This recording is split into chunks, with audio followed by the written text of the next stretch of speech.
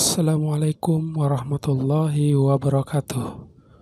Bertemu lagi dengan saya Zulkarnain di channel YouTube Zulkarnain Mukhtar. Pada video kali ini saya akan membahas tentang pembahasan soal PPKN bab 4 kelas 8.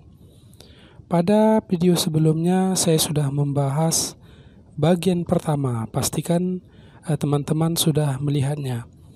Jika teman-teman belum, sebaiknya teman-teman agar bisa melihatnya dulu agar lebih berurutan untuk memahami pembahasan soal ini. Terlebih dahulu buat teman-teman yang belum subscribe channel saya, silakan klik tombol subscribe agar saya lebih bersemangat untuk membangun channel ini. Baik, untuk tidak memperpanjang waktu, kita lanjut kepada pembahasan soal. Baik, langsung ke nomor 1. Berikut ini adalah masalah yang menyebabkan lemahnya semangat pemuda dalam melaksanakan Pancasila dan Undang-Undang Dasar 1945 kecuali A. Maraknya kekerasan di kalangan pemuda. B. Budaya sikap ketidakjujuran. C. Penggunaan bahasa Indonesia di setiap kesempatan. D. Berkembangnya rasa tidak hormat terhadap orang tua, guru, dan pemimpin. Untuk pembahasan nomor 1 ini pada materi lalu sudah dibahas 10 masalah yang disampaikan oleh Kemenpora RI. Jadi di sini yang dimaksud adalah kecuali. Kecuali berarti di sini adalah jawaban yang tepat adalah C. Karena jawaban A, B, dan D itu semuanya ada di dalam penyampaian Kemenpora tersebut. Jadi jawaban yang benar adalah C, penggunaan bahasa Indonesia di setiap kesempatan. Jawabannya C. Baik, kita lanjut untuk nomor 2. Hormat dan menghormati serta bekerja sama antara pemeluk agama dan penganut kepercayaan yang berbeda-beda, termasuk sikap positif yang berkaitan dengan nilai A. Kemanusiaan, B. Religius, C. Produktivitas, D. Keseimbangan. Untuk nomor 2 ini berhubungan dengan pemeluk agama, kerjasama dengan pemeluk agama dan penganut kepercayaan. Otomatis di sini berkaitan dengan nilai religius. Berarti jawaban yang benar untuk nomor 2 adalah B, religius. Kita lanjut ke nomor 3. Contoh sikap positif yang mencerminkan perwujudan nilai demokrasi sesuai dengan Undang-Undang Dasar 1945 adalah A. Mengembangkan sikap tenggang rasa. B. Tidak memaksakan suatu agama atau kepercayaan terhadap orang lain. C. Terciptanya kesejahteraan bagi seluruh rakyat Indonesia. D. Keseimbangan antara kehidupan jasmani dan rohani. Jadi di sini contoh sikap positif yang tercermin untuk perwujudan nilai demokrasi ini, kalau yang sesuai dengan UUD 45 adalah terciptanya kesejahteraan bagi seluruh rakyat Indonesia. Itu salah satu contoh sikap positif. Baik, kita lanjut ke nomor 4.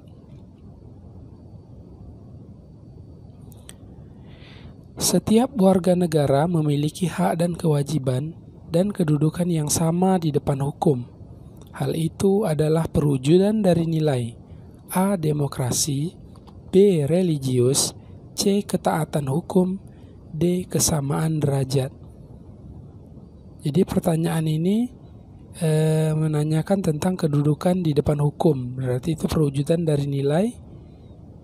Di sini adalah yang benarnya C, ketaatan hukum, karena di sini nilai tersebut berhubungan dengan hukum yang sama di depan hukum, ya, kedudukan yang sama di depan hukum. Jadi berarti ini berhubungan dengan ketaatan hukum. Itu untuk nomor 4. Selanjutnya kita lanjut ke nomor 5. Di bawah ini yang bukan merupakan hak yang dimiliki oleh setiap warga negara adalah A. Mendapatkan kehidupan yang layak, B. Mendapatkan pendidikan dan pelayanan kesehatan, C. Aman dari ancaman dan ketakutan, D. Mengelola dan menguasai cabang-cabang produksi yang hajat hidup orang banyak. Jadi di sini adalah hak yang dimiliki oleh setiap warga negara, tetapi yang di sini bukan. Yang bukan di sini adalah sama dengan yang tidak termasuk, yang kecuali. Kalau untuk mendapatkan kehidupan layak, ya. Untuk mendapatkan pendidikan dan kesehatan, benar. Aman dari ancaman dan ketakutan, ya benar. Jadi yang bukan di sini adalah menguasai cabang-cabang produksi dan hajat hidup orang banyak. Jadi jawabannya adalah D, itu nomor 5.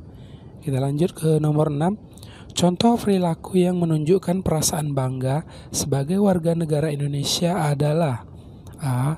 Berwisata ke luar negeri, B. Mengoleksi mata uang asing, C. Menggunakan produk-produk dalam negeri, D. Menggunakan bahasa asing dalam pergaulan sehari-hari.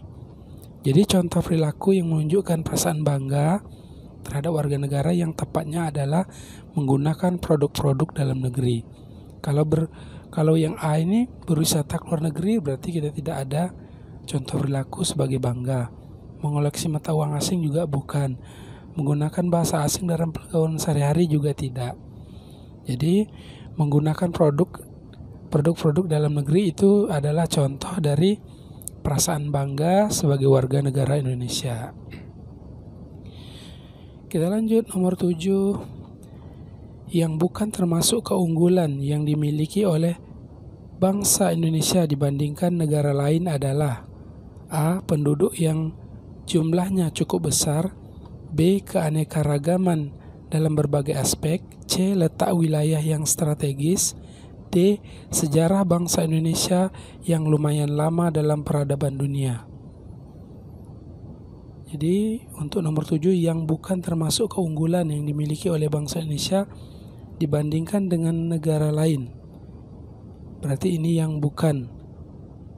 A. Penduduk yang jumlah penduduk yang besar, keanekaragaman berbagai aspek, letak wilayah yang strategis, sejarah yang lama. Jadi jawaban yang tepat di sini adalah yang bukan keunggulan adalah penduduk yang jumlahnya cukup besar. Jadi itu bukan keunggulan. Ya, kalau yang lain dari ini itu adalah keunggulan dari yang dimiliki bangsa Indonesia. Tapi kalau penduduk yang jumlahnya cukup besar itu bukan termasuk dari keunggulan. Baik, kita lanjut ke nomor 8. Nomor 8. Cara yang dapat dilakukan oleh seorang pelajar dalam memajukan bangsa Indonesia adalah A. Bekerja keras, B. Belajar dengan sungguh-sungguh, C. Berkunjung ke tempat-tempat sejarah untuk mengetahui perjuangan pahlawan, D. Berziarah ke makam pahlawan secara rutin. Jadi kalau kita sebagai seorang pelajar untuk memajukan bangsa Indonesia ini, apa cara yang kita lakukan? Kalau jawabannya bekerja dengan keras, itu bukan seorang pelajar. Belajar dengan sungguh-sungguh, ya, itu adalah seorang pelajar. Berkunjung ke tempat sejarah atau mengetahui perjuangan pahlawan, untuk apa kita berkunjung? Karena kita seorang pelajar. Kemudian berziarah secara rutin juga tidak. Jadi jawaban yang benar sebagai pelajar adalah kita belajar dengan bersungguh-sungguh. Itulah cara kita untuk memajukan bangsa Indonesia. Kemudian nomor 9. Sikap yang dapat menghambat kemajuan bangsa tercermin dalam perilaku berikut ini, kecuali A. Menjelek-jelekkan bangsa sendiri, B. Menganggap rendah bangsa sendiri, C. Mengagungkan bangsa lain, D. Membuat karya-karya nyata dan prestasi baik dalam pendidikan dan karya pembangunan. Ini juga sudah dibahas di materi sebelumnya, bahwa sikap ini sikap atau perilaku yang menghambat kemajuan. Tetapi di sini kecuali, kalau ini ya menghambat. Menjelek-jelekkan bangsa sendiri itu termasuk menghambat. Menganggap bangsa sendiri rendah juga menghambat. Mengagungkan bangsa lain juga menghambat kemajuan bangsa. Tetapi di sini yang tidak menghambat karena kecuali itu adalah membuat karya-karya nyata dan prestasi baik dalam pendidikan maupun karya pembangunan. Jadi untuk nomor 9 ini jawaban yang tepat adalah D.